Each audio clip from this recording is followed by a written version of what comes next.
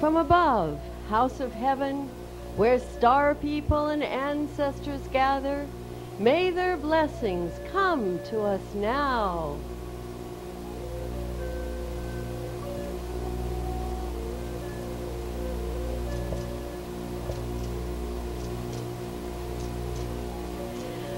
From below, house of earth, may the heartbeat of her crystal core bless us with harmonies to end all war.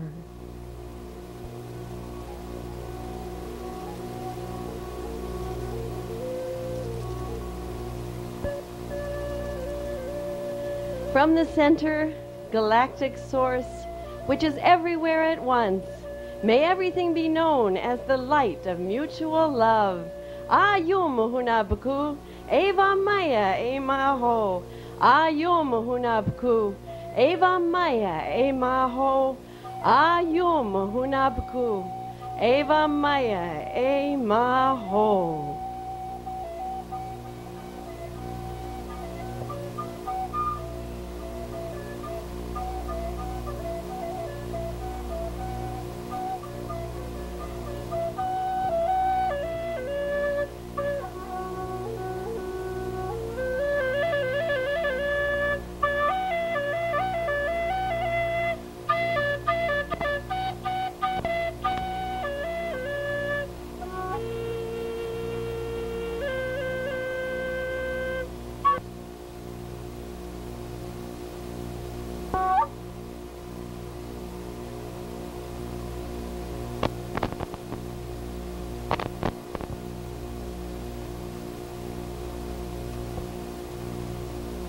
First, I would like to begin with profound appreciation. As you know, an event such as this always takes preparation, and so I wish to give a special thanks to Jorge Mung and Ruth Mung, who have helped us for the past 3.5 months in preparation. You can stand up.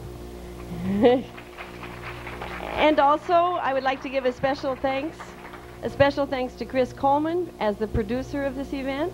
Chris, will please stand up. Valum Votan. And then I need to give a special thanks to Stephanie South, who helped to edit and prepare the text that you have all received at your registration, and also David Rink for his art in preparing the poster and the materials. And finally, thank you, Stephanie also, she was there, Stephanie. And also, most especially, Janet and Kristen in the office of Pan Portland, because they had to do all of the answering of the phones and all of the tremendous work that it takes to make sure that you all got here and that everything was in order. So I know that we are going to have an extremely special event here. There is a great deal of information to be given to you over these 7 days. And I will begin first, as I always do at these events, by talking about the kin for today. It's a very auspicious day, because the kin for today is kin 7. 7 hand.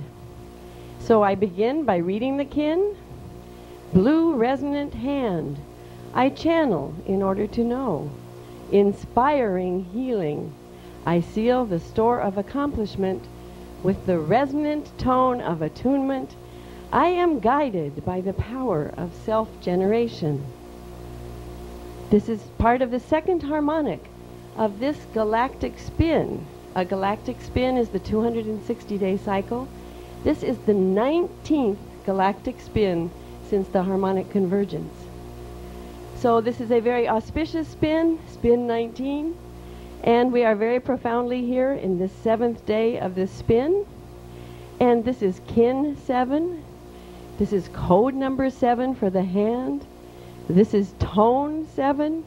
And finally, this is the 7th year of prophecy, of the prophecy Telektanon. So for us, we're beginning the 4th week of the planetary dog moon, and it's very profound that we should be completing the 7th year of prophecy, and that we are able to have this 7-day Earth Wizards intensive here on Mount Hood. In the dream spell play, it just so happens that when I was in this position of kin 7, I was 37 years old. And it just so happens that that was the year that I met my husband, Valum Votan. So I think we have a very auspicious start to our week-long event. And I must express to all of you my profound gratitude to each and every one of you for making the effort to come here. Some of you traveled as much as 24 hours to fly here, and many of you are here close from this bioregion of Cascadia. So welcome to all of you, because as planetary kin, we all hold equal power and place, and we have all come here by our free will. So it is a beautiful moment. I am extremely, extremely happy to be here. I will also read to you today from the Telektanon prophecy, which we do each day according to the kin for the day. And it just so happens that the kin hand is the title for this section called Lord Buddha. I will read the whole prophecy section because it's very applicable. This is a spiritual path we are on, and there are many profound teachings in this prophecy. In remembrance, many messengers did he send you, many fires did he light high atop the mountain for you to see. And one special messenger did he send, one special witness of the dawn. In India, at the midpoint of the 7th Baktun, the very center of the mystic cycle, 13 Baktuns in all, Lord Buddha did awaken at the dawn, the morning star, the tree, the earth, his witnesses of illumination. For 7 weeks he sat beneath that tree, never moving. He traveled the 7 directions and visited with his mind every realm of God's vast creation, only to learn the turning of the wheel of the law.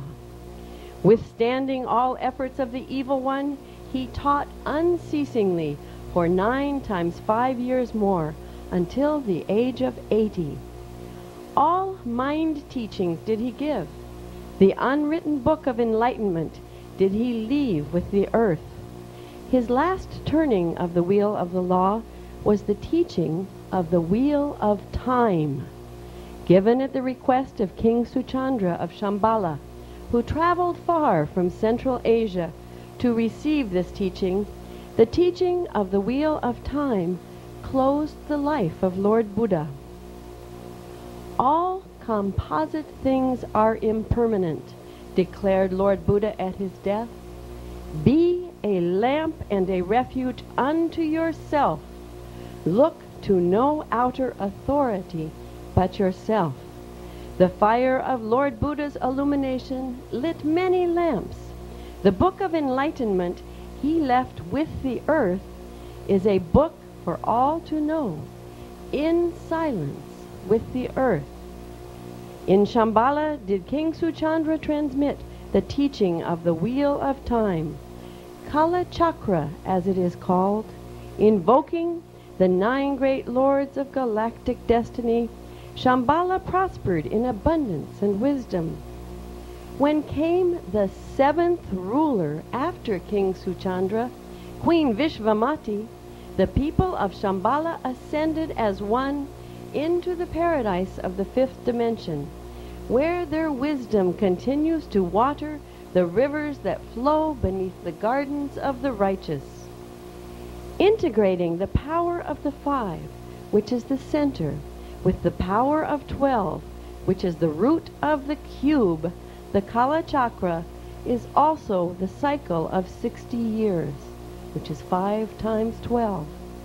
By the law of the cube, which is the power of 16, 4 square, or 7 plus 9, 16 cycles of 60 years is the appointed time of prophecy, the prophecy of Kala Chakra, which is the time of the day of judgment.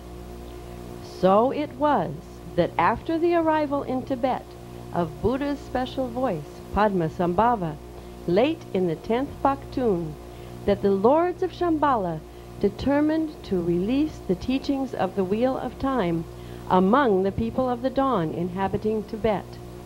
Thus it was that the wheel of prophecy turned the first of these 16 cycles in AD 1027 and completed the 16th of these 60 years cycles in AD 1987 in partial fulfillment of the harmonic convergence of all prophecy. O people of the dawn, do not doubt, the appointed day is come. We are here with the teaching on the law of time. This law of time has been presented as the prophecy of Telechthenon. Why a prophecy? Why a living prophecy for this time? The prophecy is here at this time so that all people of planet Earth have a chance to hear this prophecy and to make a decision. So we must ask, what is the message of this prophecy? We are living in a time of disorder. We are destroying our planet, and because we are living in the wrong time, the only way we can correct is to make a correction in the time. And how we can do this is by returning to the natural time of the 13-moon calendar.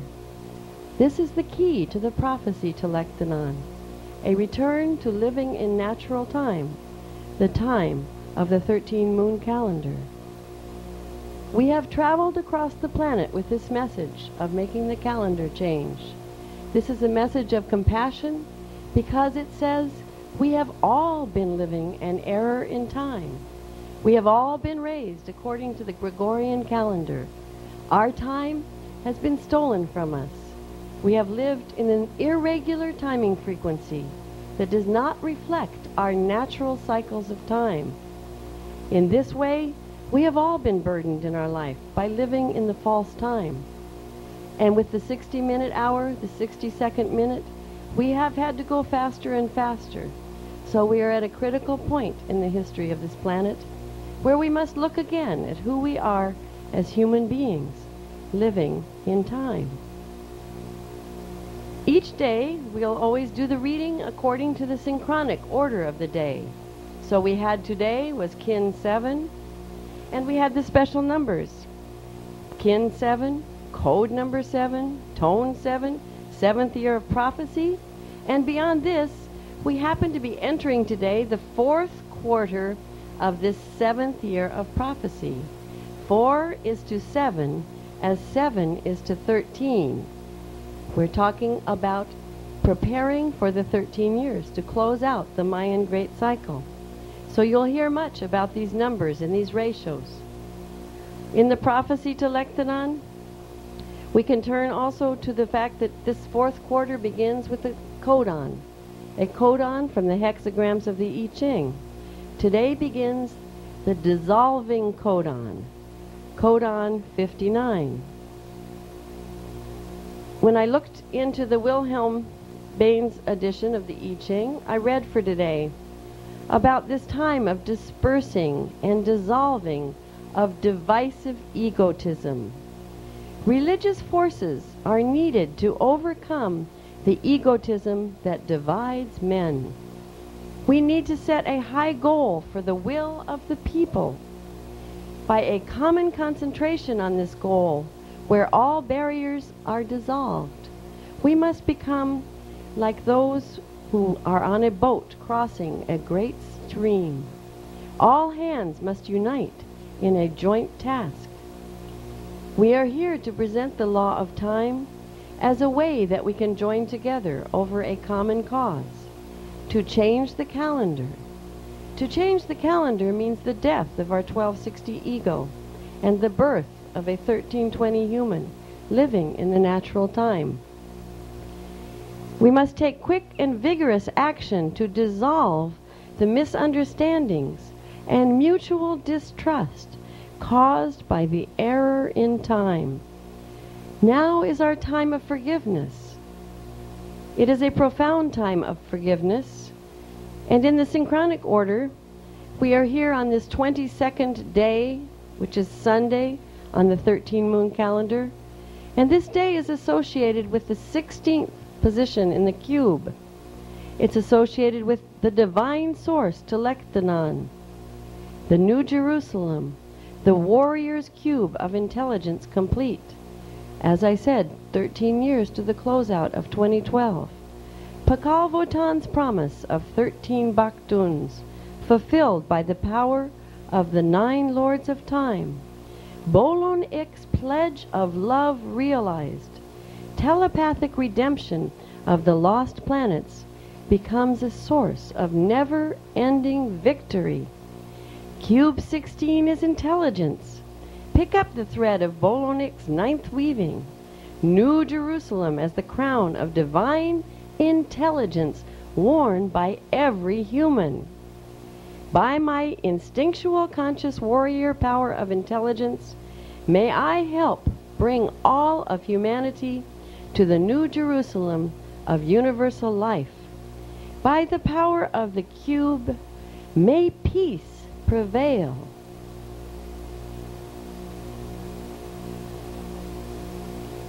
According to the Rinri precepts, today, Cube 16, the warrior, respect yourself and do the same for others. Only through self-love can we actually understand how to radiate compassion to others. So over this week, we have 7 days together to practice being a planetary kin, to being a chrononaut, to knowing what it is to be an earth wizard living in harmony with nature. So I ask everyone to take great responsibility for your own state of mind. For truly it is from your own mind that your reality is generated. And this is a profound teaching that through self-love you will learn to live in harmony with nature. I will close because now it is time for me to introduce my husband, Valum Votan, with a statement about prophecy. I looked up in the dictionary today a definition of a prophet. And this was a definition that was defined in the dictionary as coming from Christian Science. Disappearance, definition of prophet, disappearance of material sense before conscious facts of spiritual truth. My husband is a spiritual man. He lives without attachment to the physical plane. The reason that he has brought through all of these codes of the law of time is because God opened his heart and allowed him to receive this information. And it does not come randomly, and it does not come easily. This man has given his life to receive these codes, and he wants nothing more than to share everything with you in these 7 days of the Earth Wizards Intensive. Thank you.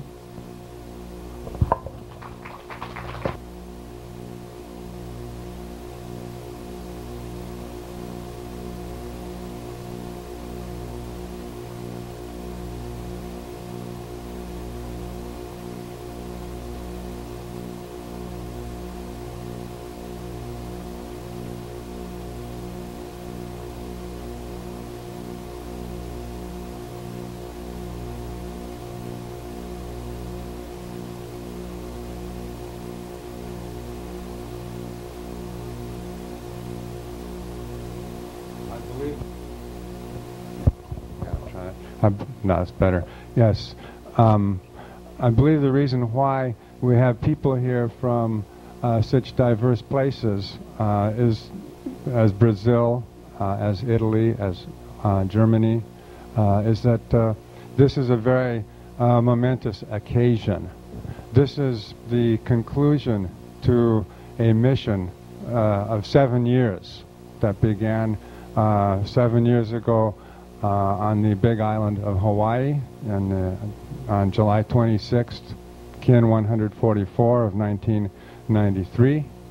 It was a mission that catapulted us into a type of being that we had not anticipated we would have to fulfill, and that was the being of messengers, which is never anything that you select. You don't take courses in messengership in college. Okay? And anyone who thinks, that they're a messenger has to really think very seriously about what they're saying and what they're doing. To become a messenger means that you give up everything, that you give up all of your worldly possessions, that you give up all of your attachments, because you have been given and revealed a truth that is to be shared. This message, which is being completed here in North America, that this is the land of the beast, which is called the United States of America, that is very purposefully being completed on this land at this very moment in time, because this is the course of prophecy itself, that we are here in North America, and specifically in what is called the United States of America, which is a fiction like all fictions that we call nation states. We don't believe in those fictions. They're functions of erroneous states of mind. We are here because the prophecy makes very clear that we are to communicate to all the 7 heads of the beast of 7 heads, which in modern times is referred to as G7, the group of 7. And we know that this is the beast. I'm happy that at least a few people crawled out from the belly of the beast to be with us. As you know, it is absolutely impossible to gain much of an audience in this country, and it's very interesting because we have been to many, many different countries. As I said, we have attempted to address most of the countries that represent the G7, the beast of 7 heads in the book of Revelations. We have just recently returned from our final overseas tour, if you want to call it that, which was to Russia, which is the mythical G8, the G7 plus 1. And we spent close to 3 weeks there in Russia, and we're very happy to report that with the publication of the Mayan Factor and Surfers of the Zavuya in Russia, that there was a very, very large audience for this message. The people in Russia were feeling that they got gypped out of an ideology. They gave up their ideology. The Berlin Wall fell 10 years ago, and they gave up their ideology. The Americans didn't give up their ideology. They continued to conquer the rest of the world with their ideology. But in Russia, they gave up their ideology, and in return they got American free enterprise, McDonald's, and everything else. But when you go to Russia, we were lucky. We went to Russia in 1992.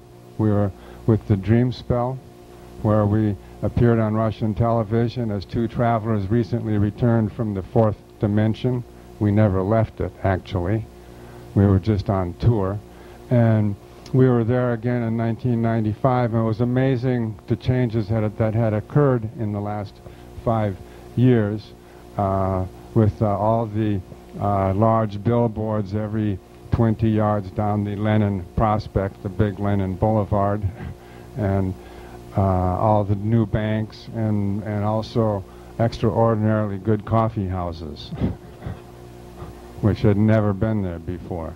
But the main feeling was that the Russian people were always actually much better trained than the American people. They always had a very large, what we call intelligentsia, or intellectual class. The science in Russia developed very differently from the science that developed in the West, and we found particularly good response in scientific circles. We gave major talks at the Institute for Microeconomics. We gave major talks at the Institute for Geography, both in Moscow and also at the Institute for Geography in St. Petersburg. Particularly at the Institute for Geography in St. Petersburg, we had overflow audience. People were out on the street, and the state television came to interview us to see what was up. What was up was that we were fulfilling the vision of the great Russian scientist Vladimir Vernadsky, and we were presenting the Rainbow Bridge. That the next day people came to us and said, "Did you see what happened last night after your talk?" And we said, "No, what happened last night?" They said, "The largest display of the aurora borealis that had ever occurred at that time of year and in that place had happened." That continued for 3 days, and we were informed of that when we arrived in Germany also a few days later.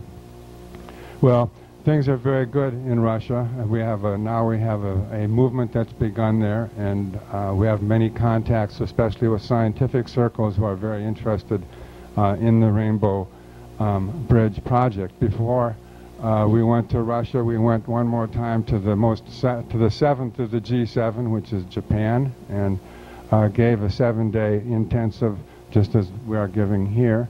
In Japan also we had great success. We had many interviews with different, with educators, with entertainment people, with artists, with ecology people, and we had some very interesting meetings with what you might call the youth culture or the counterculture movement in Japan, which of course is in typical Japanese manner very well organized, and we all came to an agreement that we should focus this year, all rainbow celebrations should be focused on the day out of time. So, well, also we did a 3-day event after Russia in Germany, which is also a G7 country. So that completed our tour overseas. Earlier, before that, we had, of course, presented the 7-week Earth Wizard Seminary in Picarquín, Chile, at the Boy Scout camp where they had recently had the 19th annual Jamboree, International Jamboree, and that we were there at this very exquisite, spectacular place for the entire 7 weeks, which was the result of which was the 28 meditations on the law of time, which I believe you are all receiving copies of, and of course you will have read everything by the time you leave, because you're so eager to learn. So we were partly the reason why we're in Chile was because we had to prepare for the Rainbow Bridge, and that we had to be also in the Southern Hemisphere.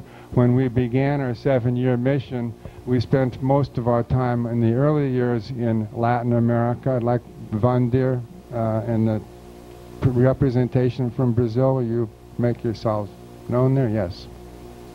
Okay, and the two ladies too. See?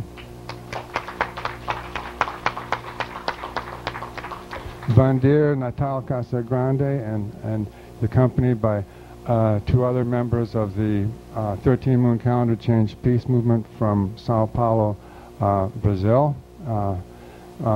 Vandir became connected with this movement very early in 1994 and 95, and has been very instrumental in arousing the movement not only in Brazil but in other South American countries, including Argentina and Paraguay and elsewhere.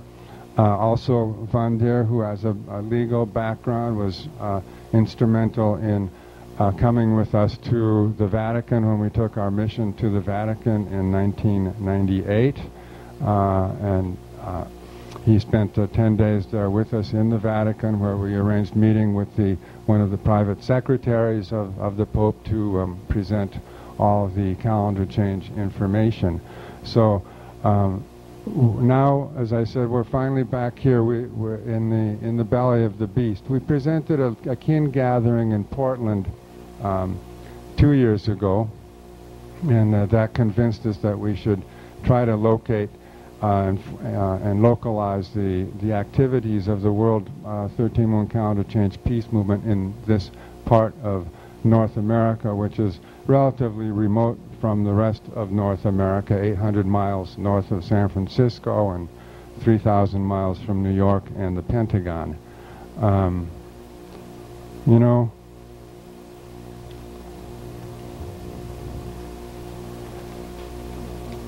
there's going to be a new Pentagon.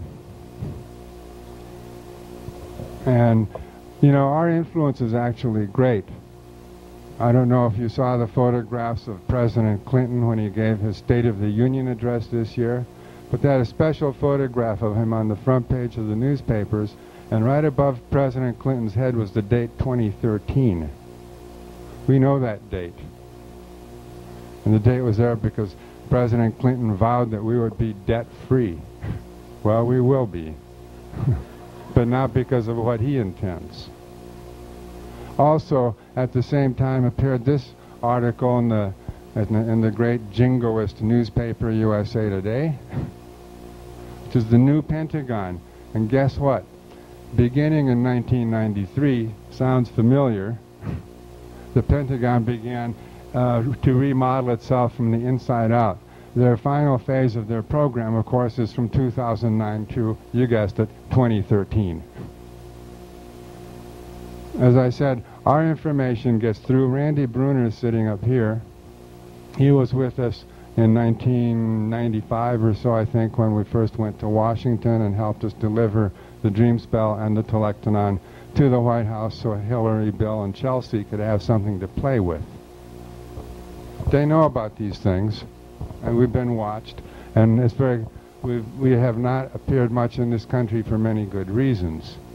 Thank you. That's the new Pentagon. We're also going to, that's an interesting form, the Pentagon, of course. You know, it's the five-sided figure.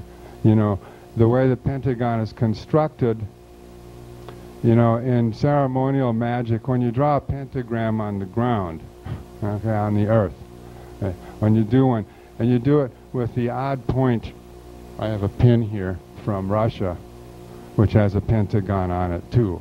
This pin is from the only institute of time I know, the Institute of Time and Technology, which was given to me by one of the members of that organization.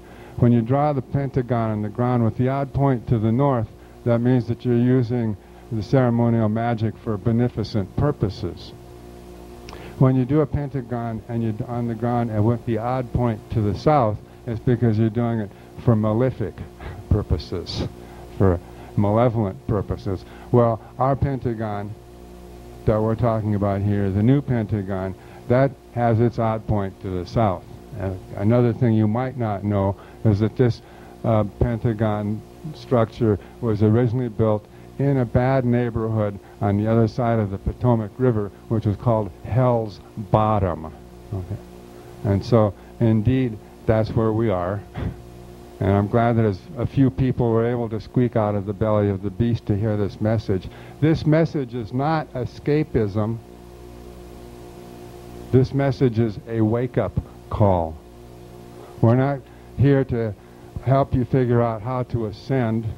We're not here to help you figure out how you can make it out of here alive, because as Jim Morrison said, no one gets out of here alive. That's not the point. This is not escapism. We're here to see if we can give you a wake-up call so that we can take greater responsibility. Okay? We are here as messengers. And when a messenger comes, the only reason a messenger comes is to present some kind of truth. When we talk about the only reason a messenger comes is to present a truth, and the purpose of the truth that's presented is to once again define three categories of people. When you hear the truth that's presented, you have the choice to believe it. Say, wow, that makes sense. Those guys are right on. What is that about? I'm going to check that out more. You can become a believer. Or you can become a non-believer. You can say, wow, forget that stuff, man. I'll lose money if I follow their way. I don't want to do that. That's nonsense. Or you can become a hypocrite. You can say, hey, that's good, that's great, I like that, and then behind the back of the messenger you can say, to heck with him. I'm going to figure out how I can make money on this and pretend I really like it. That's what happens. I know. I've seen it happen over and over and over again in the last 7 years. So you can't pull anything over on me. We've seen it all. We're also, in talking about finishing 7 years of prophecy and why we are here right now, we're just fulfilling our responsibility, our obligation to the Creator. The Creator said, you got this mission, you got this message, run with it, boy. The angels are with you, so don't worry about a thing. If they try to assassinate you, don't worry. Just run with the message, boy. And so we've been running with that message. And our obligation is to complete it, and it's a whole historical, karmic process that we're involved in defining and redefining.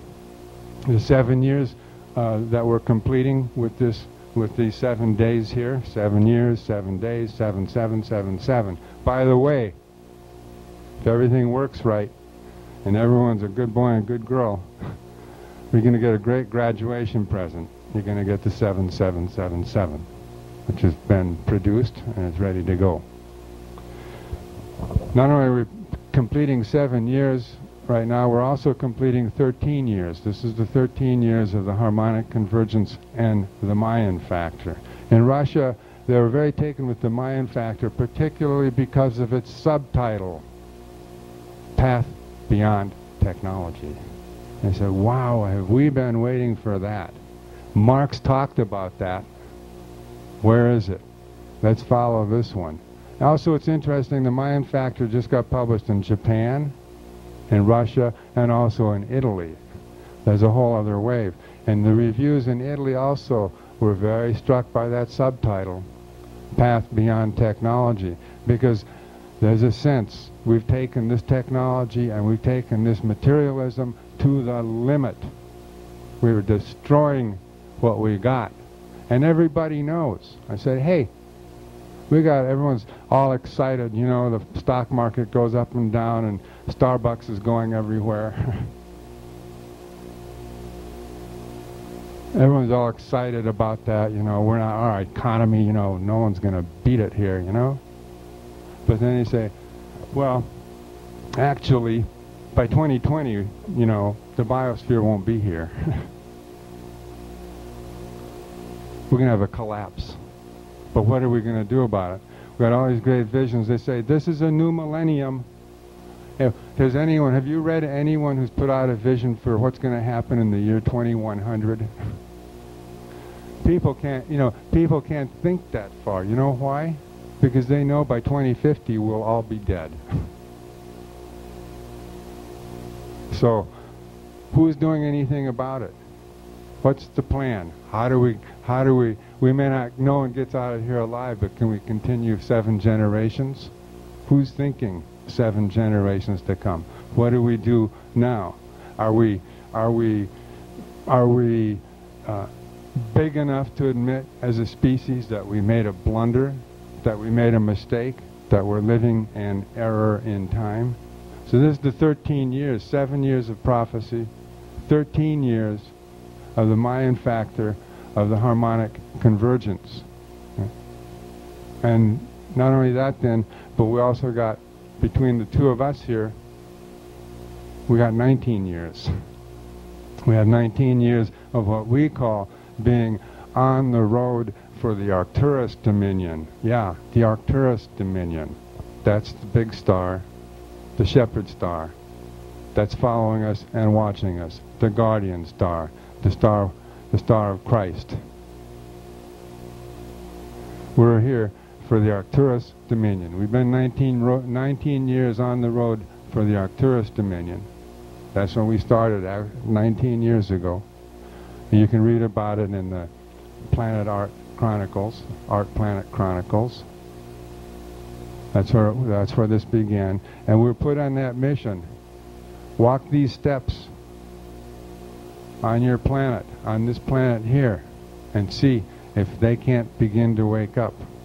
See if they can't realize what they're doing on that planet right now. Like my wife said, this is a spiritual message. It's a very, very spiritual message. Let me see, I got something here.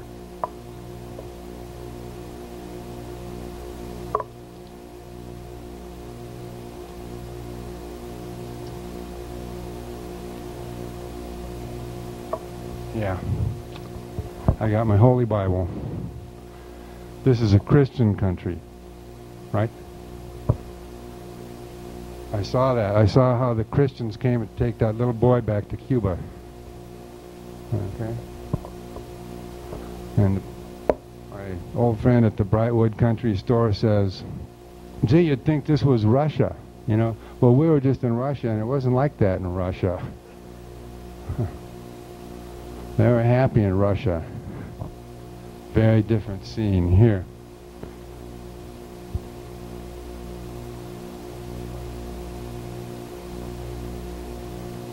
It says, the kingdom of heaven is like treasure hidden in a field. When a man found it, he hid it again, and then his joy went, and all he had brought out of that field.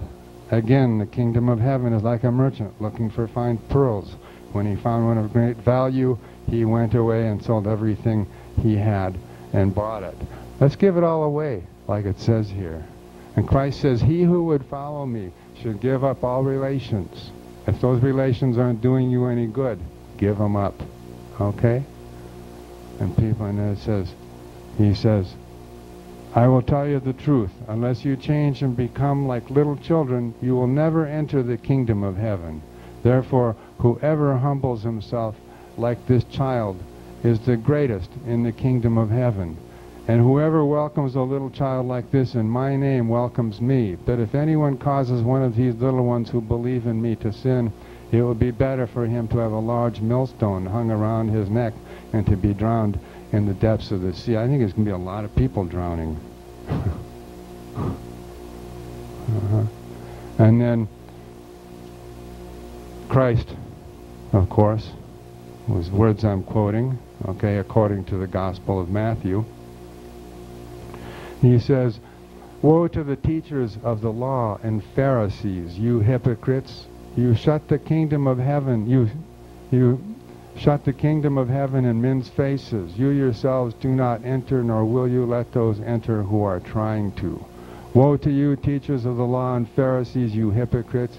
You travel over land and sea to win a single convert, and when he becomes one, you make him twice as much a son of hell as you are. Woe to you, blind guides! You say, if anyone swears by the temple, it means nothing. But if anyone swears by the gold of the temple, he is bound by his oath. You blind fools, which is greater, the gold or the temple that makes the gold sacred? Well, as we've said several times, many times before, we are no different than Christ. We are here to chase the moneylenders out of the temple. The temple is the earth, and the moneylenders are all the people who are rebuilding the Pentagon, and all the people who are ruining the earth just for a little bit of profit. We're not here to make anyone happy about money. And we know that the root of money is in the error in time, and that money is the root of all evil. That's a hard pill for a lot of people to swallow. But when money comes first, when you think that you have to have something for doing what you do, well, then you're down the wrong road. Anytime you think you should get something out of what you do, you're going down the wrong road. Anytime you think that you're supposed to make a profit off what that guy over there is saying, then you're walking down the wrong road.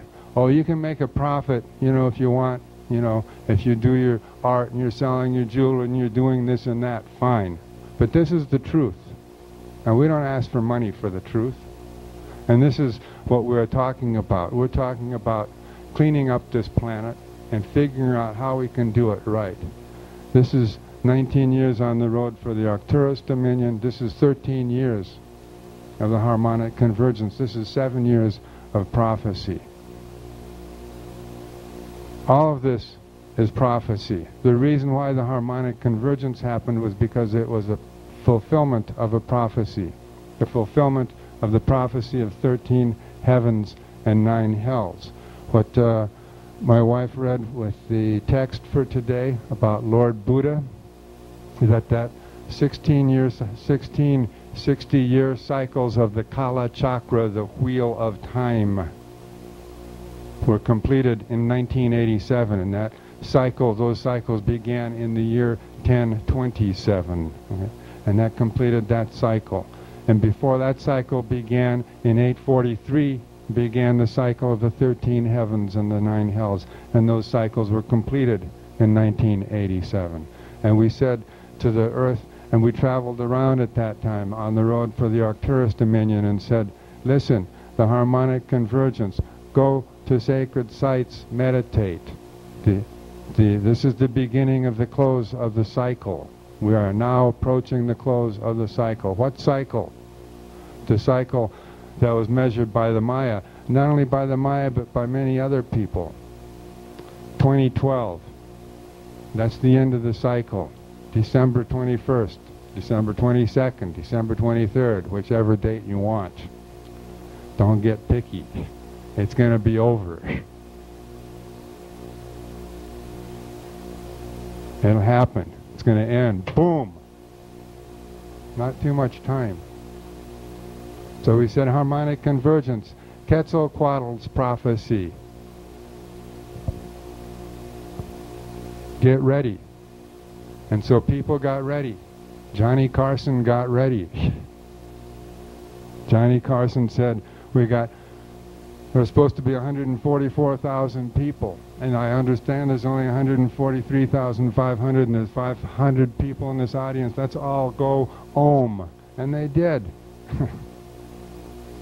You can see that. That's on the Johnny Carson show for August 15th, 1987.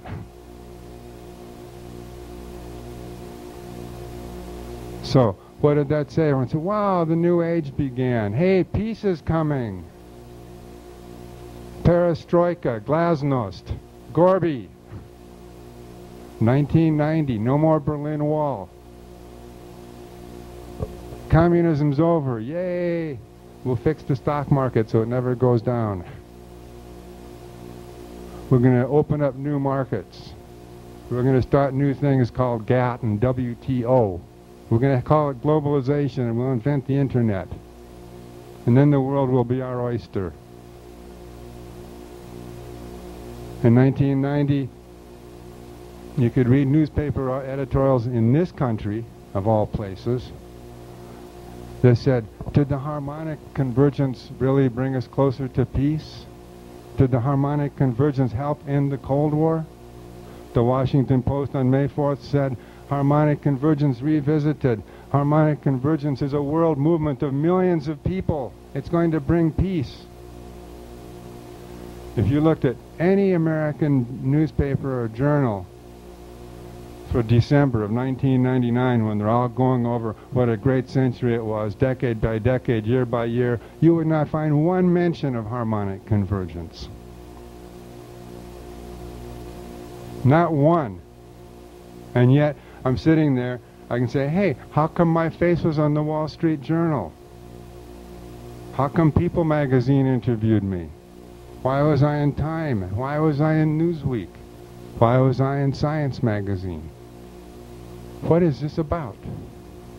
We know it's the belly of the beast, the G7. The G7 took over just at that point in 1990. The G7, which is a CIA conspiracy. George Bush. We have newspaper articles from the Washington Post, very interesting. On the front cover, on the front page, it says, New World Disorder. Archaeologists find out that Mayans were savages. 3 pages inside. New World Order. Where did Bush's great concept come from? That's very clever. That's very clever. That's mind manipulation. Well, all of you who are here have squeaked out of the belly. Some of you can hear me and some of you can't. But you squeaked out of the belly. And you're here. And these aren't pleasant words, and these aren't pleasant thoughts. And I'm not a pleasant guy. I never intended to please anyone, and I never intended to make anyone happy unnecessarily. But I did intend to present my truth. And I was presented with the truth. And this truth has nothing to do with what you call New Age or even Old Age. It's just the truth. And it's a truth that cuts, because you have to have the truth. It's a truth that cuts across all disciplines. It's a truth that cuts across all aspects of our thought, a truth that cuts across all aspects of our behavior. This is also a prophecy, and this is also a discovery. A discovery is not an invention. I didn't make this up. If I wanted to make something up, I could find a lot better ways to have fun. This is not a way to have fun. This is serious business. This is a prophecy. It's the prophecy of 13 heavens and 9 hells. Harmonic convergence. What was the meaning of that prophecy? The prophecy said, now we are ready to conclude the cycle. And now comes the test. What's the test? Can the human species overcome its materialism and return to living in nature, in natural order, according to natural cycles of time? That was the beginning of our path of the discovery of the law of time, and then that led us to further prophecy, the prophecy of the Telektonon, Earth Spirit Speaking Tube, prophecy of Valum Votan, of Palenque, of Nachan, the tomb. And that prophecy said, if you are going to save your planet, if you're going to save your Earth, if you're going to close this cycle properly, you have to return to living according to the cycles of nature, and the instrument to do this is the 13-moon calendar. The criterion of truth that I bring is the law of time, and the instrument of the law of time, that is the absolute acid test, is the 13-moon calendar. And also, because we are here at this point, as it so happens, it was very interesting. On New Year's Day, White Resonant Wizard this year, Polonik and myself were at Amatlan, which is the birthplace of Quetzalcoatl. The day before, we had been at Teotihuacan on the Day Out of Time with another large event. And at that event, we were introduced to an old man named Tata Felipe. And Tata Felipe is known as the guardian of Amatlan, the guardian of the birthplace of Quetzalcoatl. And amazingly enough, he'd never been to Teotihuacan. That was his first time to go to Teotihuacan, was on that Day Out of Time. And so we said, fine, New Year's Day we're going to come to Amatlan and we'll be with you. And so on New Year's Day we went to Amatlan for a noonday ceremony. And Tata Felipe honored me, and he gave me a small touristy looking sunstone. Beautiful little sunstone that I have hanging in my kitchen. Little did I know that why he gave me that sunstone on that New Year's Day of this year, the White Resonant Wizard, was to reveal another prophecy. And this is the prophecy Naui Olin. I had known Naui Olin all my life. I had known Naui Olin prophecy from all of my studies from many, many, many years ago. And I had known that the sunstone is called the Naui Olin. It is and that it commemorates the 5th sun. And the very center of the sunstone is the image of the 5th sun, which is also the same as the glyph for Olin, Naui Olin. That's And the glyph for Olin, Olin is the glyph that means movement and is the 17th of the 20 signs, which is the same as the Mayan sign Kaban, or which in the dream spell is Earth.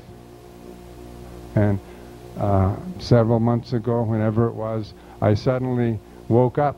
I was reading a horrible book about Quetzalcoatl.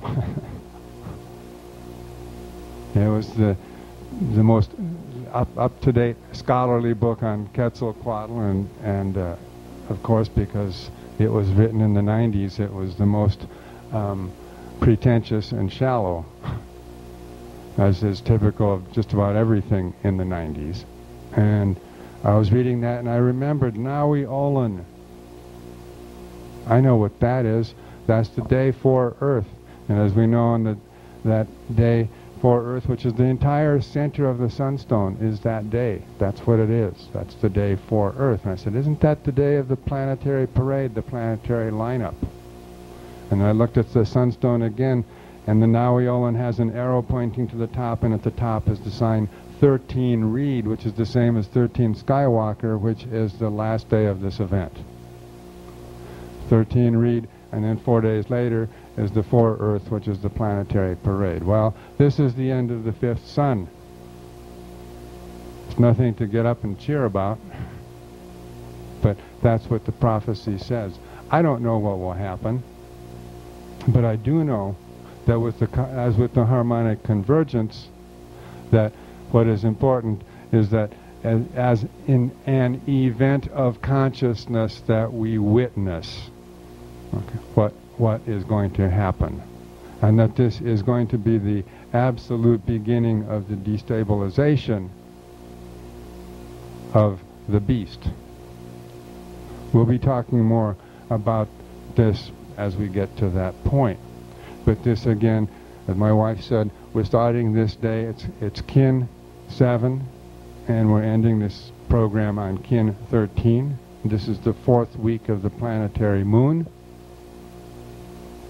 4 is to 7, as 7 is to 13. That's the code. That's everything in a nutshell. 4 is to 7, as 7 is to 13. I'm just going to just imprint that in your head and in your brain. Right? That is the code that we are dealing with. I'll do something up here just because I need to stretch. And what do we have here?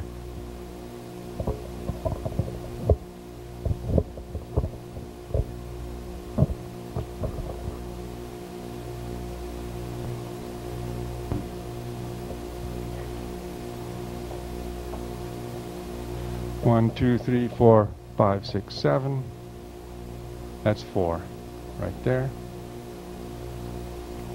2, 3, 6, 7, 8, 9, 10, 11, 12, 13.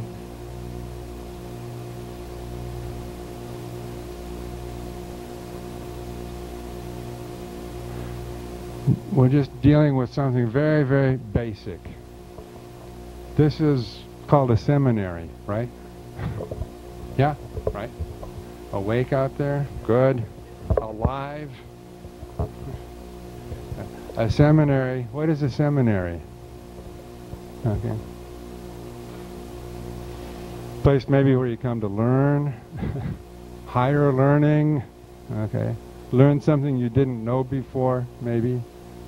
Also, what does seminary mean? Seed. Okay, we're sowing seeds. Okay, we're sowing seeds in your brains and in your hearts and in your bodies. Okay, so 4 is to 7. 4 is to 7, as 7 is to 13. This is the whole program in a nutshell. Okay, this is the 4th week of the 7th year of prophecy. Okay, and we're heading to looking at another 13 years after this to beat the Pentagon. Okay, that's what this program is about. 4 is to 7, as 7 is to 13. This is the 40th week. This is the 40th week of this 7th year. Okay, And also, as Bolonik told you, this is the first week of the dissolving, what's called the dissolving codon. Okay? And this means that it's also the first week of the fourth quarter. Okay, so we're 7, today's kin 7, 7th year of prophecy, fourth quarter.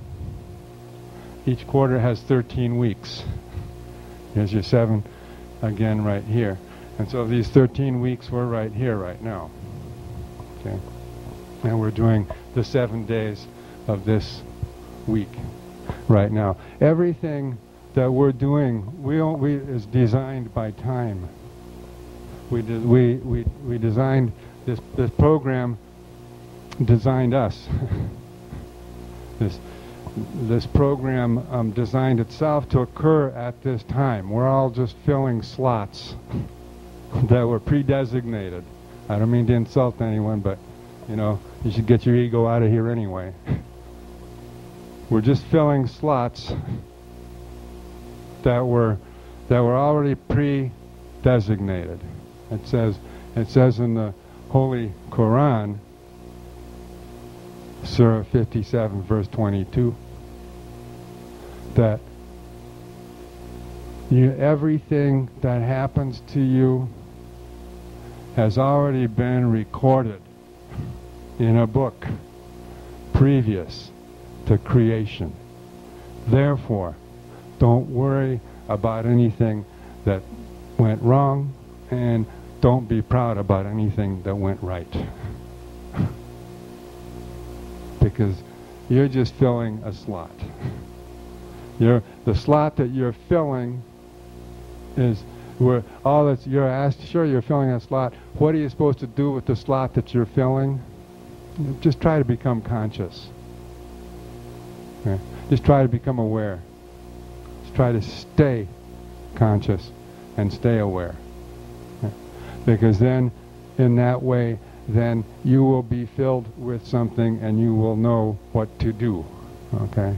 So all of this was already designed. We knew that. We knew that inevitably we would have to come to North America to complete this whole process. I just hope at the end of this that some of you will be able to have the inspiration to go out to some other Americans and let them know what this is. I just hope that that's possible for some of you. But we knew that we had to come here, and we knew that this was the end of the 7 years. And we knew that there was only one time to do it, and it was at this very, very precise time between kin 7 and kin 13. 4 is to 7, and 7 is to 13. Fourth quarter, 7th year of prophecy, from kin 7 to 13 is the only time that this can happen. Okay? As I say, first and last time in North America. We won't do this again. That's not what it's about. We're not here to try to create a show. We're not here to try to create a workshop that you can reproduce. We're not here to create levels of learning and understanding. We're just here to fulfill our responsibility of presenting this information. What is the information? The information is the information of the law of time, the discovery of the law of time. So the only time we could do this is during this cycle right here, because it is the first week of the fourth quarter. And so this week here, these are 7 days. And this is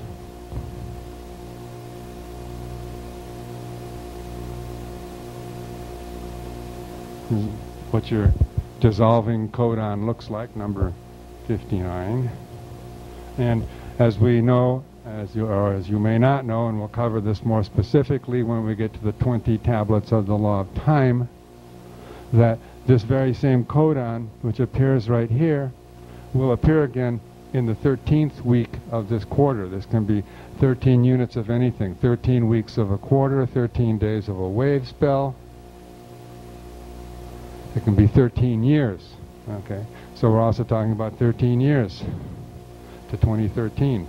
And here we are in the year zip zip. And we're going to the year 13 over here. So we know that this very same codon that we have here is going to appear again on the 13th week of this quarter, okay? So that means that what we do here, we can synchronically project to that 13th week. What's going to happen in that 13th week? Well, the 13th week is going to conclude, and when it concludes, it's going to have, as this big firecracker at the end of it, the day out of time. And that big firecracker, the day out of time, is going to be the culmination of the entire 7 years of prophecy and of the 4 years of the First World Peace, which is the Rainbow Bridge project, the project to eject a circumpolar rainbow from the North Pole to the South Pole, which is on everybody's little badge, okay? Should get this and imprint that. That's what we're talking about. In 13 weeks to do that. So we're just looking for people who are filling these slots, who are willing and capable to hold this vision, so when that moment comes, that it happens, and that you're part of what makes it happen. Someone else isn't going to do it. You're going to do it. No one else is going to do this except for you. And that is not, you don't exclude yourself. If you're here, you're here. Maybe by your mind you might think you're not here, but you're here. Your body's here. I see all your bodies.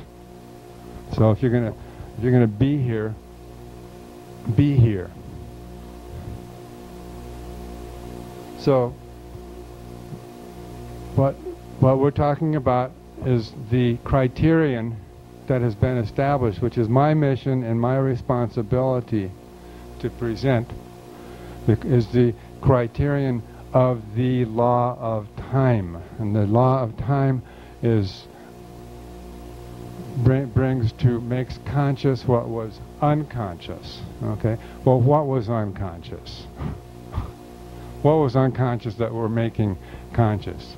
What was unconscious that we're making conscious, and which is the whole point of all of this, is what is time. And the instruments that you use to measure time either harmonize or deform your mind. Very simple truth. Someone gave me some articles to read.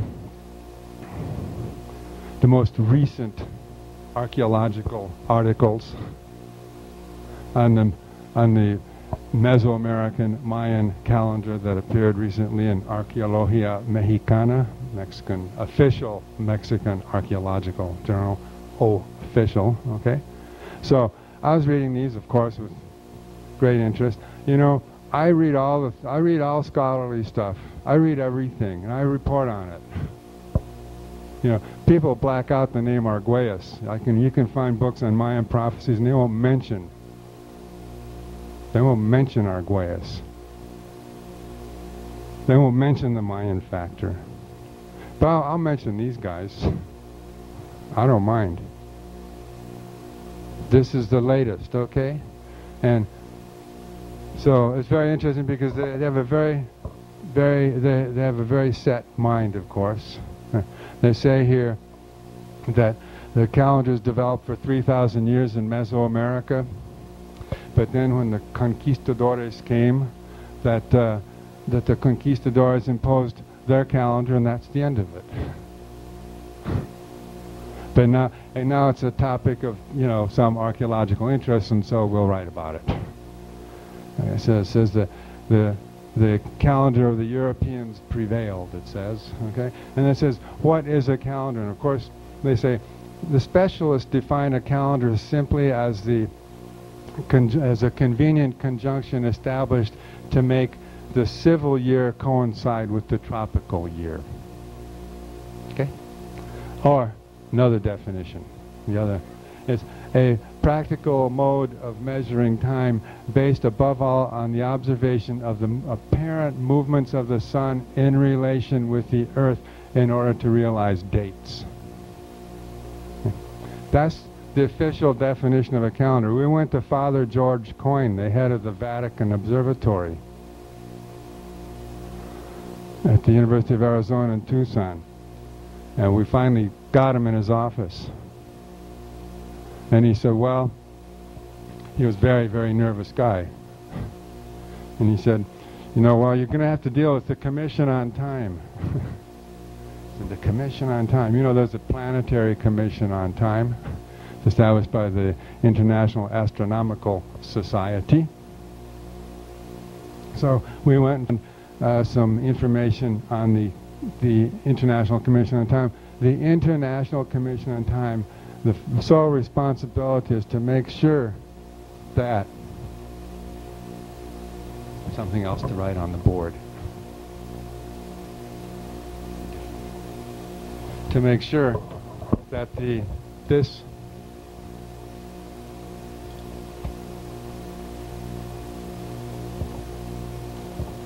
number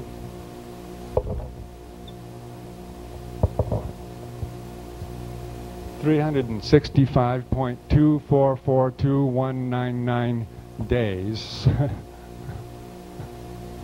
a year is respected. Now, that definition, that's what the calendar is supposed to do. Okay, it's supposed to make sure that we have that measurement correct and that we have a way of tracking days. And the scientists have completely accepted one standard of measure for that, and that's the Gregorian calendar. Here's something else that's really interesting, which I'll bet you didn't know, that the Gregorian calendar is also referred to as as a measure of what's called astronomical time. And it's officially agreed upon by the Commission on Time that astronomical time, that the historical computation of astronomical time began on January 1st, 4712 BC. There was no January 1st, 4712 BC.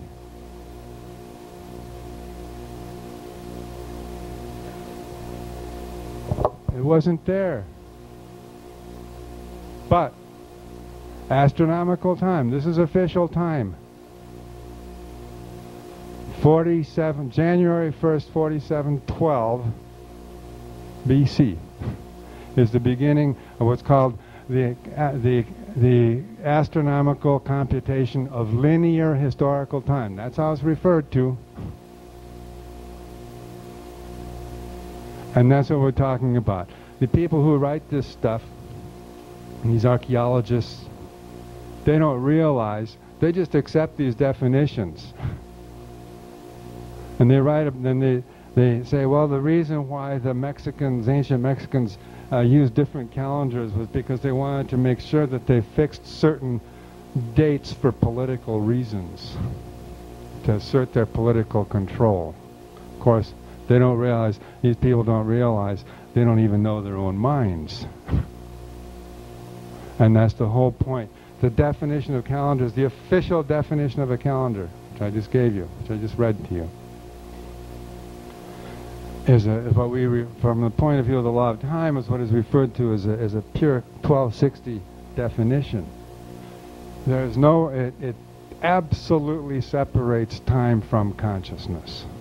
There's no place for mind or consciousness in that definition. It's just, how do you make a good date? January 1st, 4712. That's how come they can go back and say, we found a leaf, a fossilized leaf that was stepped on in the Jurassic period by a dinosaur, and it was on February 16th, 160 million BC. No, you can read Scientific American. And they do that. Well, you're a sophisticated crowd, you're giggling.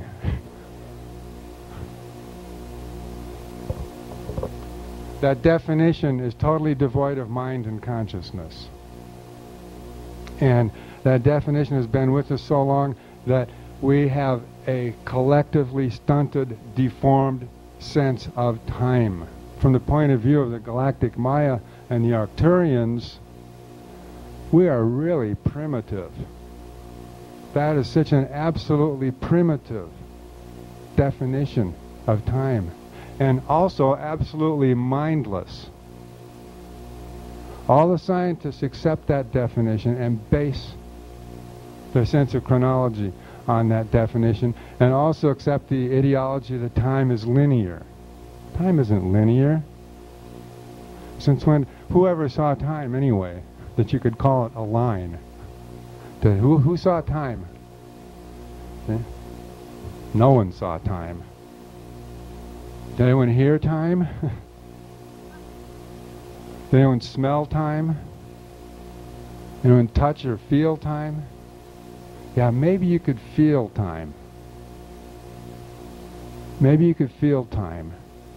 Time is, as we say, is very subjective. The definition of time that that is accepted as the official, as I said, it presupposes an absolute separation of time from consciousness and mind, and reduces time to a mere linear datum, period. That's it.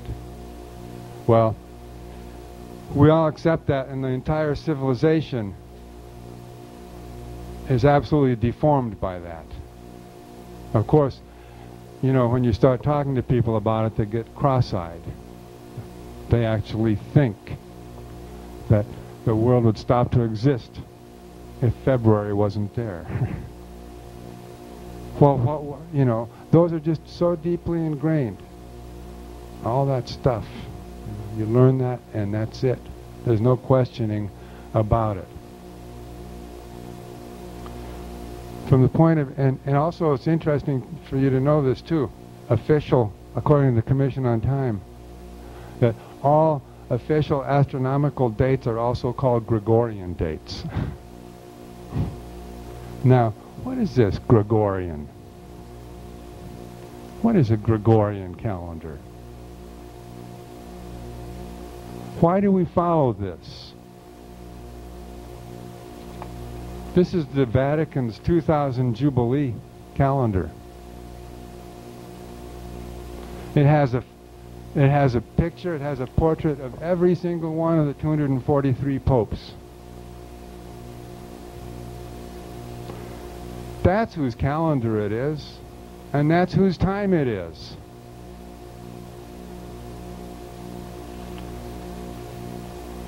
Every month you got all your choice of popes.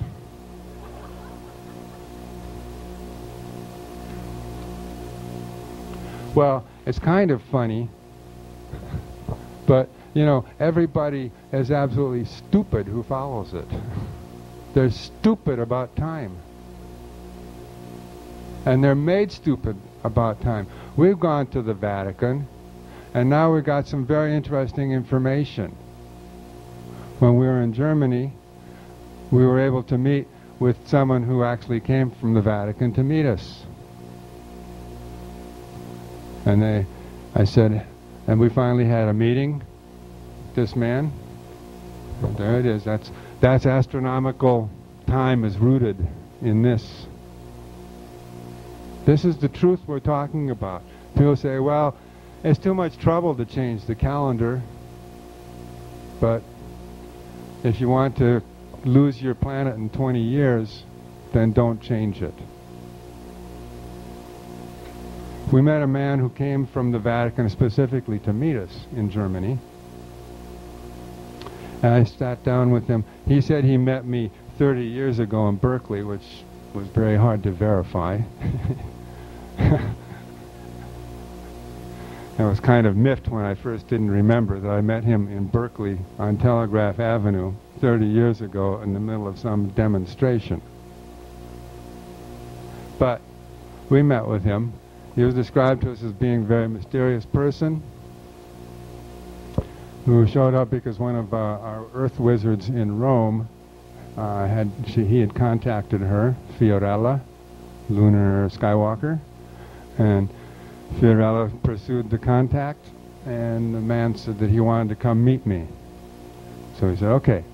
So he came, and he's a he's very close with the cardinal, the Polish cardinal who helped elect John Paul II, and is also always on his cell phone. But so we met with him, and I said, okay, well, you know, we think the Vatican's rude because we've gone to them diplomatically in every way, and we met with Father Coyne, we met with the Vatican Observatory, and they refuse to dialogue with us. They're being rude. Why can't they dialogue with us? Okay? It's their calendar, we know, and we want to change it.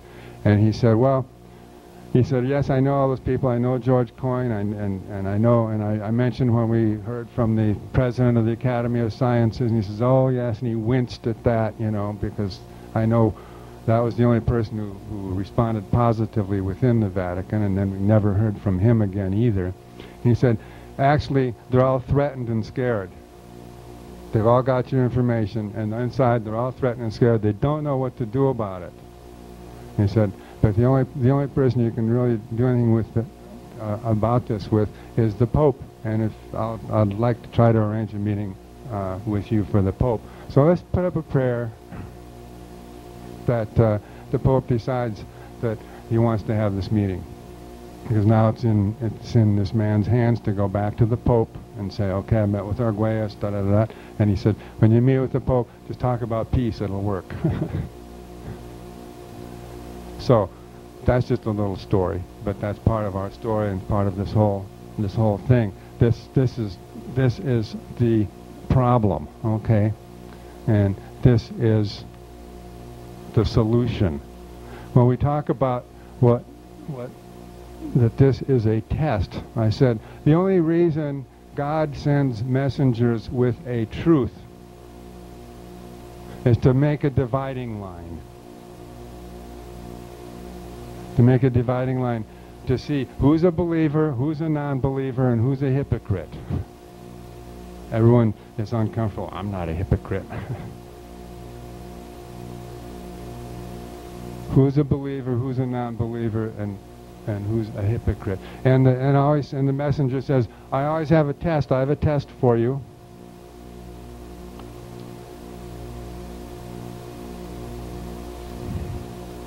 Which do you prefer? This is the truth. This is the calendar that is used worldwide today as the standard calendar, the civil standard calendar. It's the Gregorian calendar. It was instituted by Pope Gregory the 13th in 1582, in October of 1582. He cut 10 days off the Julian calendar and instituted this reform. Has a diabolically perfect set of equations for determining leap year days. And that's why the astronomers like it. But this is the calendar. And the test is this the, if you see this, do you prefer this, or do you prefer what's over there on the right? That's all.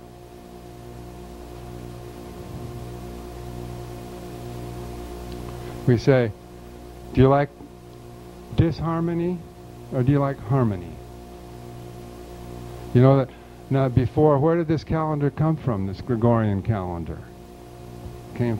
Before that it came from the Julian calendar. What's the Julian calendar? The Julian calendar, of course, is the calendar instituted by Julius Caesar 45 years before Christ.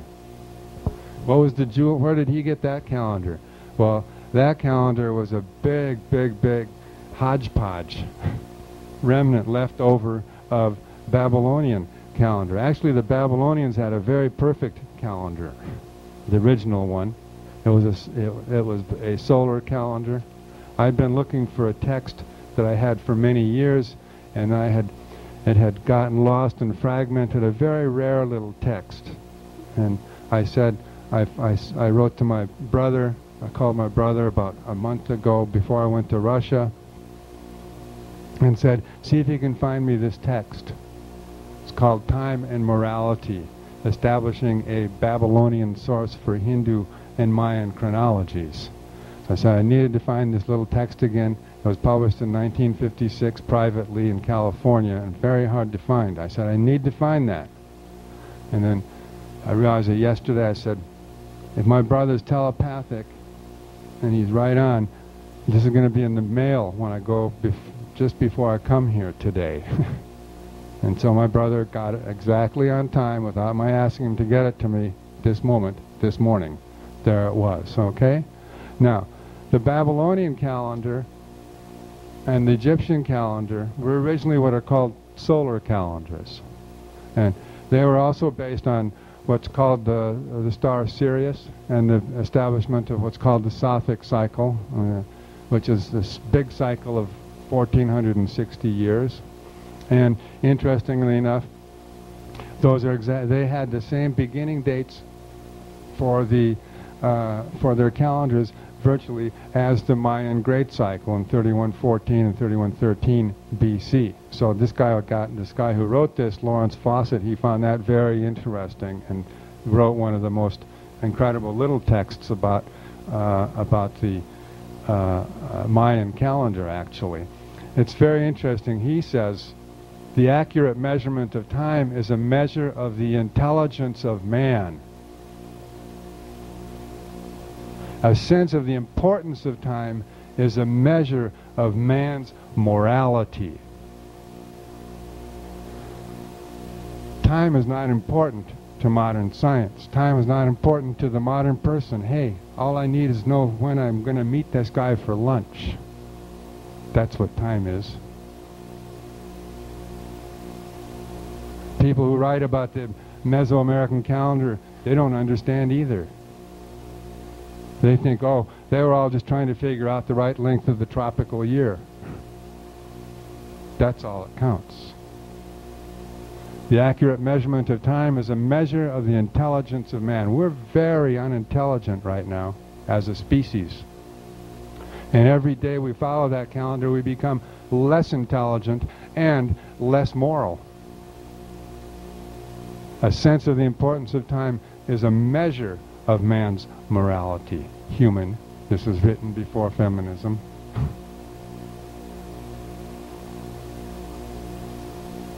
So that's a key point. When Julius Caesar got that calendar, it was already butchered. The sense of time and morality had eroded a proper sense of measure. Measure means you have even units of measure. Time, as this author Lawrence Fawcett realizes, affects our mind, affects our consciousness, and affects our morality. Without a correct sense of time, real time, whole time, we are absolutely immoral. And accepting and continuing to accept this calendar, when you've been shown this calendar, furthers your immorality. That's why we say this is a test. And anyone who we've talked to and shown this to, we say, sorry that you had to be here, because if you turn away now, we really feel sorry for you. And it's a test because if you understand this and you understand this issue, you're going to go to other people about it. Don't leave it to me. You have to take it to other people. I've been walking this earth, this broad and spacious earth, for many years, just with this message. It all starts with this point. Can you see the difference? And if you can understand that point, then do something about it. We're reading a Tibetan text by Tarteng Tulku. What was that book called? Whatever. He was talking about time, and he made a very interesting statement from the Tibetan point of view. He says, actually, we don't know much about time because it has been hidden from us. And yes, it has been hidden to us because of BC, the Babylonian conspiracy, the Julian calendar, 1545 BC, became the Gregorian calendar 1582 AD. This is an absolutely illogical instrument, and it proves this point. Any instrument of measure which does not have even units of measure is going to absolutely deform the mind. We live in the most immorally crippled society that ever existed.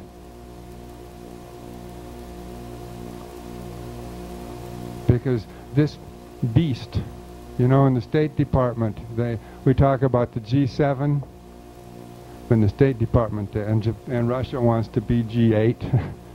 But in the State Department they say, well, there's that, but then there's that's okay, but really there's the P5. That's the permanent members, 5 members of the Security Council. But then in their secret meetings, no, there's really only the P3. P3 is the United States, United Kingdom, and France. But then when they get those guys out, they say, no, in actuality there's only the P1, and that's us. We got the Pentagon. Well, this is the most immoral society that has ever existed. And its state of immorality today is so profound. Its mindset is so thick and so dense and so morally ignorant and debased. And it's rooted in this very bad sense of time. It accepted this sense of time, and it follows this sense of time, and it enshrines this sense of time as a mere nothing. And because time is so fundamental, when you institutionalize an error in time and pass it on from generation to generation, that then you have instituted an absolutely crooked and immoral sensibility. We are so schizophrenic, we are so absolutely talking out of both sides of our mouth all the time. Knowing everything is compromised. It's absolutely compromised.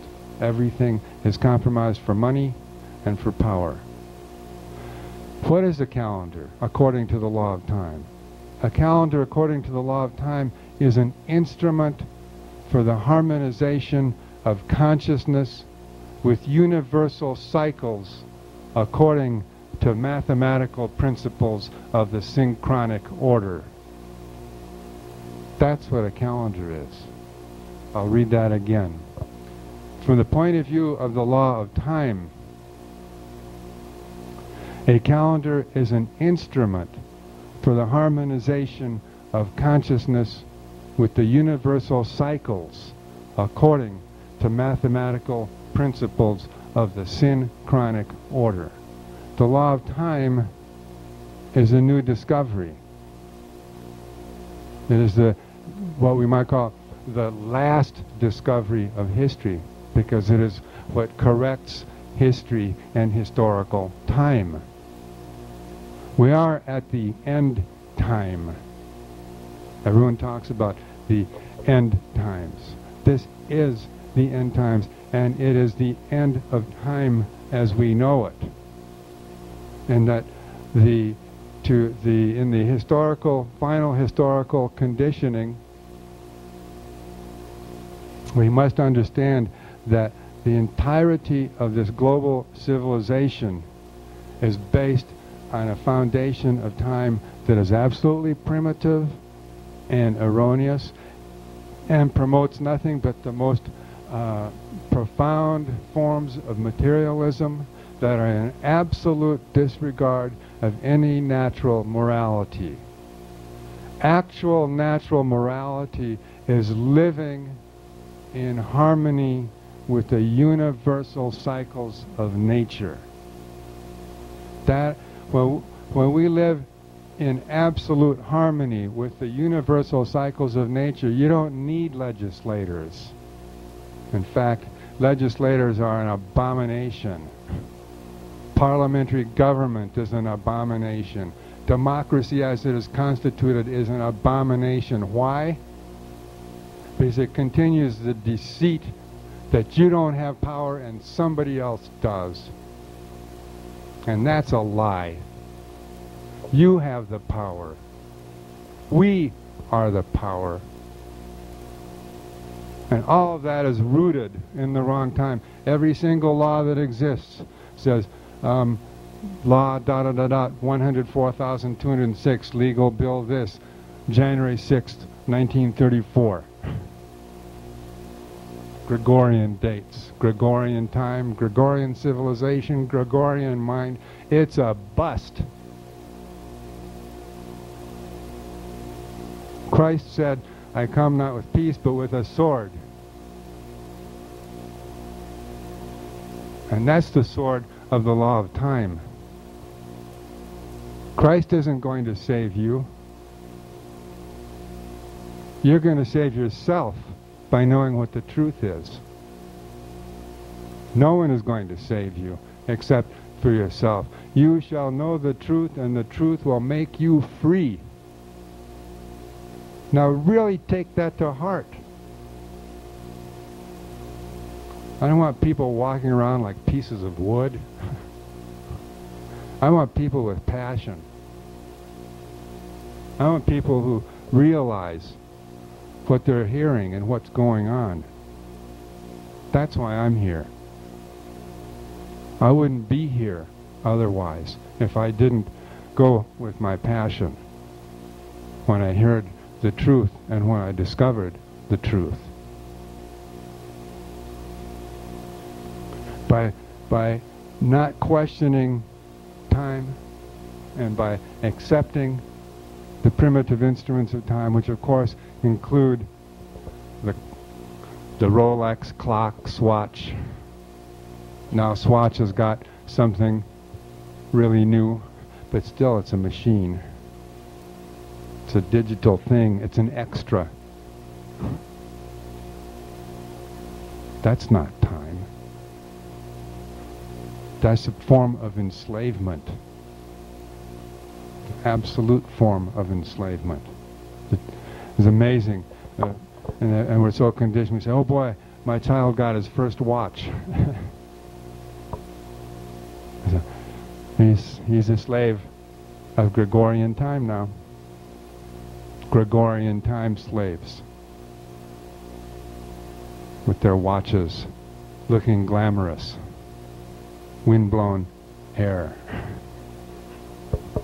Suntan bodies on the right beach, but still wearing that watch.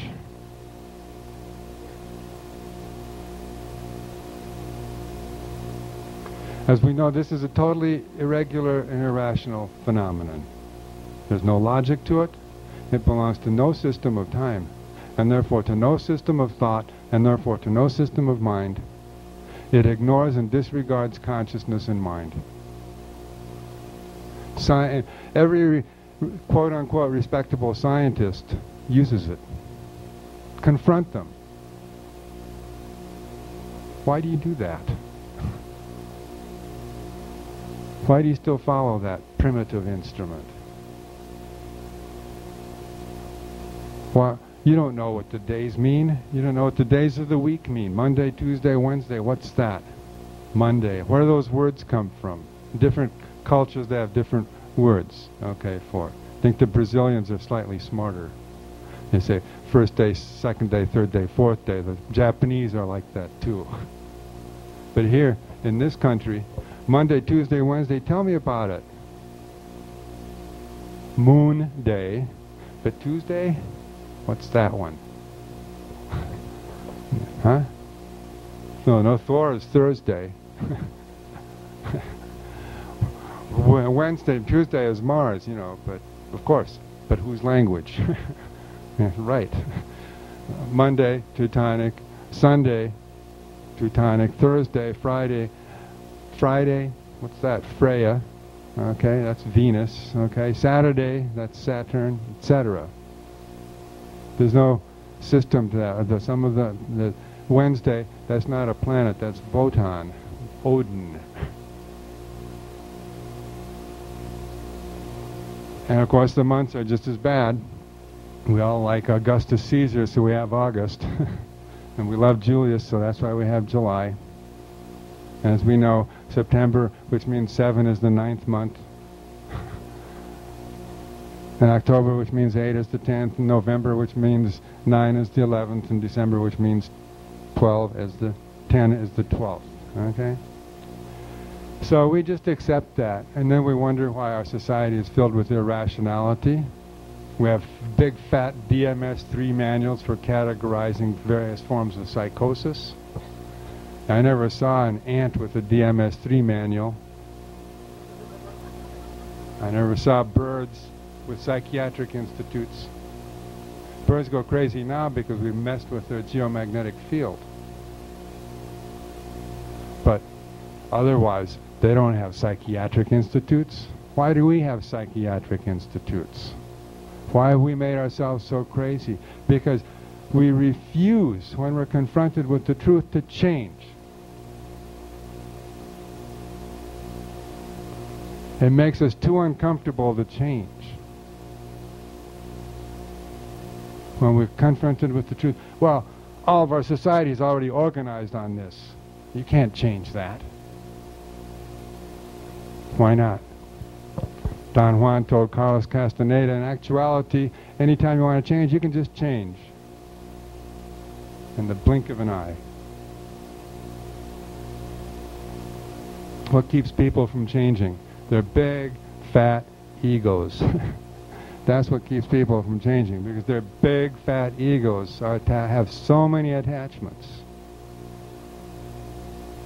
But you know, like Jim Morrison said, no one gets out of here alive. And all the spiritual teachers say, since no one gets out of here alive, why don't you figure it out now and go straight now? Realize the truth and become free now. It's far more worth it. Believe you me, we've been living like this for many years. I wouldn't give it up for anything. People have come to have understood and have always taken care of us. And it's true what Jesus says about the lilies in the field. Most people are too scared to try it. And of course we live in a society that makes you absolutely terrified if you don't have a job, which shouldn't be confused with not having discipline. But if the choice is between being a janitor at McDonald's and being free, hey, I'll be free any day.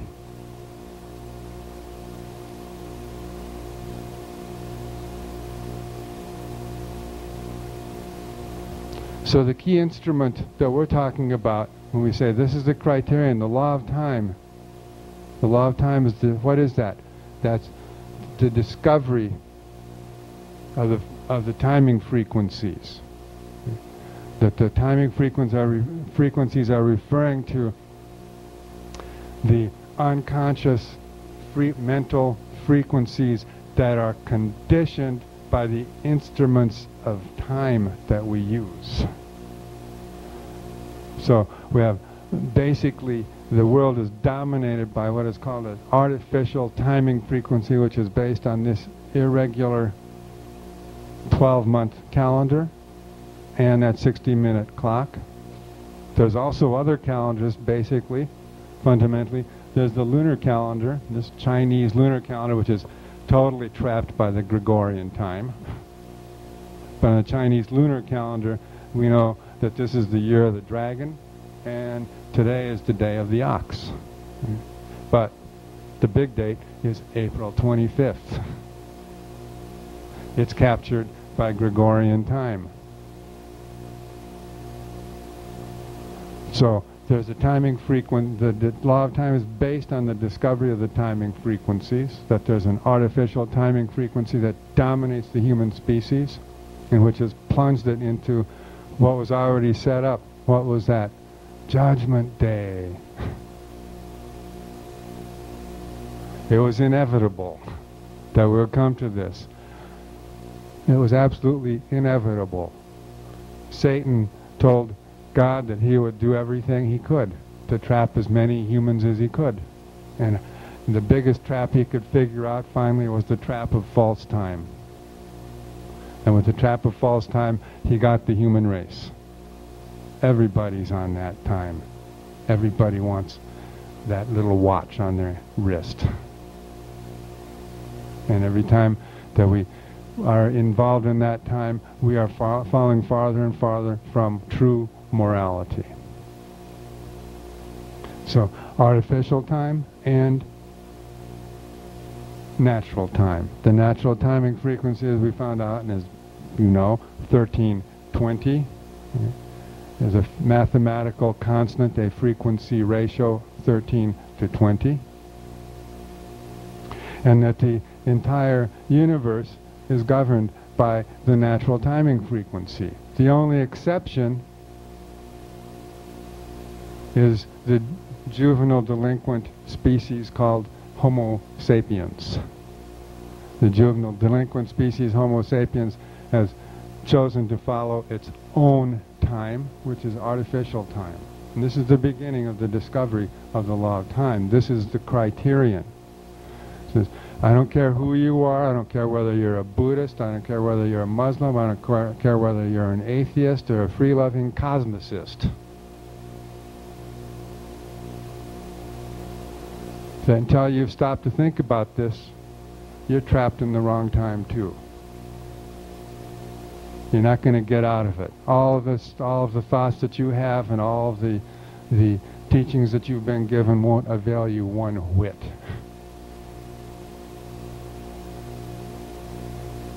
You've got to realize that you're in, what time are you in?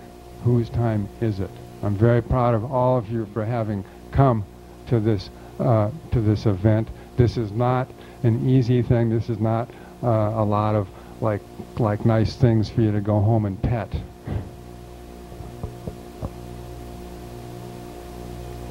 But it is something to think about. There are not too many people in this country think. Not compared to what I've seen in other countries. In fact, I have to say this. This country has the most shut down mind of all the people on the planet. It's shut down because it's fat, it's affluent, and absolutely obsessively self-indulgent. It gets its cheap thrills on Oprah and Montel. And that's as far as its mind can go. So we're very happy that a few of you crawled out from beneath the over-bloated belly to come to hear this and to come to join us in becoming involved in thinking, okay, in a thinking process. The accurate measurement of time is a measure of the intelligence of man. This is an intelligence test. We are being given an intelligence test. A sense of the importance of time is a measure of man's morality. There's a relationship between time, intelligence, morality, the instruments of measure that you use, your relationship to nature, and to your own soul. All of that is one whole piece. The law of time is a comprehensive, whole system principle. Time affects everything.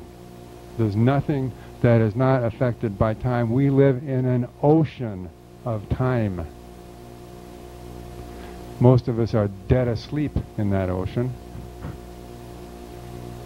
And some of us are starting to wake up in that ocean. But we live in an ocean of time. And we're only here to try to, as I said, not to create another form of escapism, but to establish a wake-up call to take responsibility. The only reason this information is presented, really, is to see if we can save the earth. That's the only reason that this information is being presented. Okay? And you can only save the earth by putting yourself aside. Like I said, all of this has been preordained. We're filling our slots, and now we're seeing if our intelligence can rise in that slot to reflect and see if it can join with other people everywhere around the planet to create an effect of a timing frequency that may alter events.